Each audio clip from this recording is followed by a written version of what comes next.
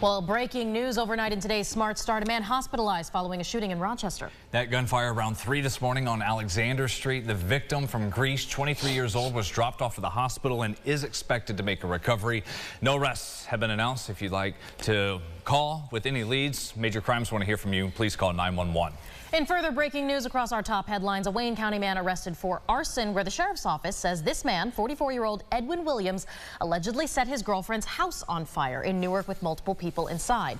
The fire was extinguished and investigators tell us no one was hurt here. Thankfully, Williams was arraigned last night.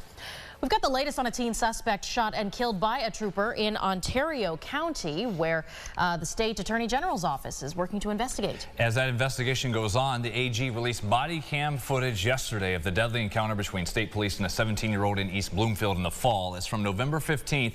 And just a warning, if you've got kids in the room, this video is difficult to watch.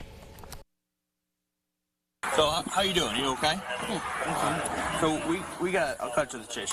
Keep your hand out of your pocket for me. What the f? The trooper that night responded to a call at the home investigating the claim of someone making threats online. Police say, as you saw there, the teen lunged at the trooper, Adam Latulip, with a knife. That's when Latulip shot the teen, killing him. We are told a knife was found on scene. News 8, immediately after this happened the next day, heard from the family of the teen, who says he was struggling with mental health problems. That trooper on the force is a 4-year veteran. The AG, while releasing the video, has not released the total findings on the case. A report from the Rochester Police Accountability Board shows that black children make up 80% of juvenile use of force incidents by RPD. The PAB reviewed more than 1,000 reports, with 30% of these cases involving a mental health crisis. The group also says that 27% of these children had handguns pointed at them during their encounters with police. RPD says that Police Chief David Smith will review this report once it's fully received. In a few hours, jury selection picks up again in the trial for the 1984 murder of Rochester teen Wendy Jerome. So far, 7 jurors have been seated in the new trial for Timothy Williams, 60 years old now. He faces multiple murder charges in connection to the rape and killing of the teen. This is a completely new trial, and any details from the previous one late last year, including that it ended in a mistrial in December, that's completely irrelevant today. Judge Alex Renzi excused anyone that heard or saw anything on the news about this case before, and mentioned he does plan to issue a gag order on the jury once all 12 members of the panel and 4 alternates are picked. We don't want, the jury to, be listening to the news. We don't want them on social media. We want them to be as isolated as possible, yet giving them the ability to go home and be with their families. We just want to make sure that they are not influenced by anything outside of the courtroom. The DA there, Sandra Dorley, expects the full panel to be chosen today, and this trial should last about 3 weeks.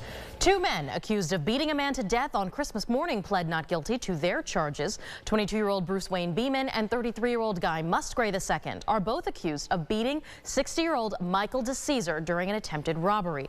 Police say these 2 men beat DeCesar for several minutes while stealing from his pockets, and he died more than a month after the attack.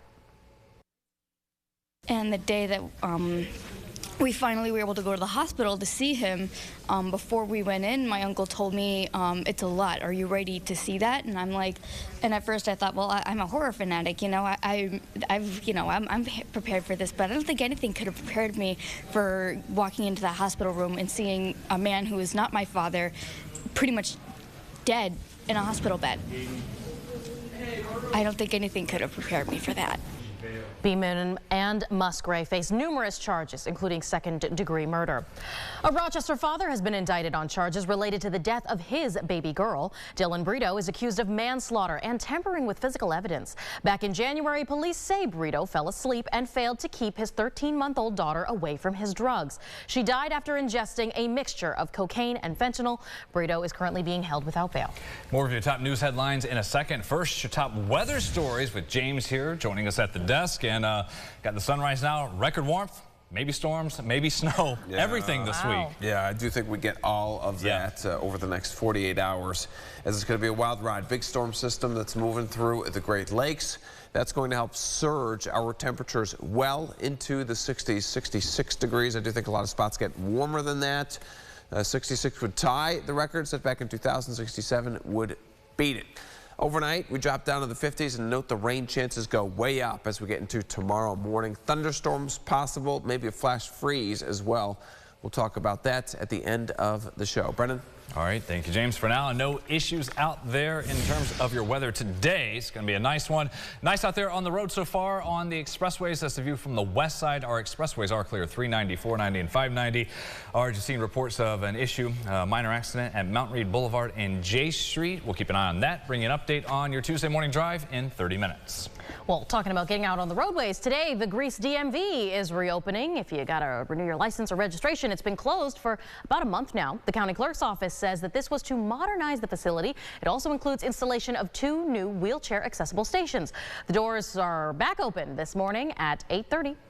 Well, as the healthcare worker shortage drags on across New York State, physicians' assistants try to lend a hand as they hope that there might be a new change allowing them to work independently. Yeah, they want this done in the new budget this spring. Ron Spitzer this week spent a day going alongside a PA to see what the job's like. She's here in studio with that experience. So, Ron.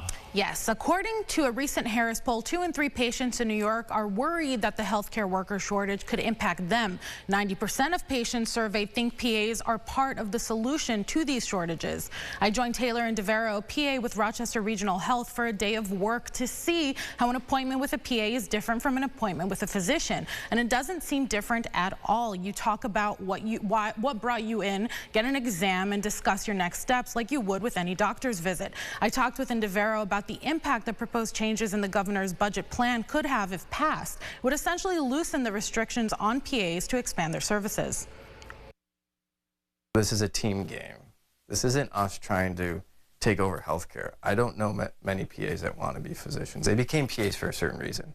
No one's going to want to be a surgeon, okay? They want to see patients and take care of them. That's what really this is about. During the pandemic, executive orders allowed PAs to practice independently and to the fullest extent of their training. That ended last summer. The budget is due April 1st. Guys, back to you. All right, thank you, Iran. As we prepare for the total solar eclipse come April, 3 Rochester craft breweries are teaming up to create some specialty brews. Yeah, here it is. They represent the 3 phases of that event. April 8th, the brews coming from Rohrbach, 3 Heads, and Strange Bird. This trio will be released on the 11th of March. The lighter side, darker side, and totality. You can pick them up at the breweries, other retailers, and get it on tap fresh at bars and restaurants. A new announcement this morning. John Oates of the famous Hall & Oates, headliner at this year's Jazz Festival. Oates is playing Thursday, June the 27th at Kodak Hall. Tickets for that show go on sale Friday. We've got that link, all the information on our website right now at rochesterfirst.com. The full lineup for the International Jazz Festival will be announced March 19th. Oh, I am so excited for this one. Tickets already gotten. Me and my dad are going to have a great time. Boy, a big one with that. Before that, Lilac Festival, Eclipse, this weather today. Yeah, right. You guys ready to shovel Thursday morning? Absolutely not. I'm ready to get my lawn chair out today. Melt the next day. That's right. Wild ride next 24 to 48 hours. We are looking at very warm air today and tomorrow. Numbers getting into the 60s really during this stretch. Wild to see the 52 as well overnight. And then really Wednesday's the day to be concerned about with strong to maybe damaging wind gusts. 50 near 60-mile-per-hour wind gusts possible along the boundary before the snow Thursday. And just still trending there, warmer heading into next week. I don't even want to think about it. Thank you, James. That's it for us here at Sunrise. Our next update in half an hour. And thank you for sharing the morning with us, everyone. CBS Mornings is next. Follow News 8 wherever you are on RochesterFirst.com, Facebook, Twitter, and on our app for news and weather.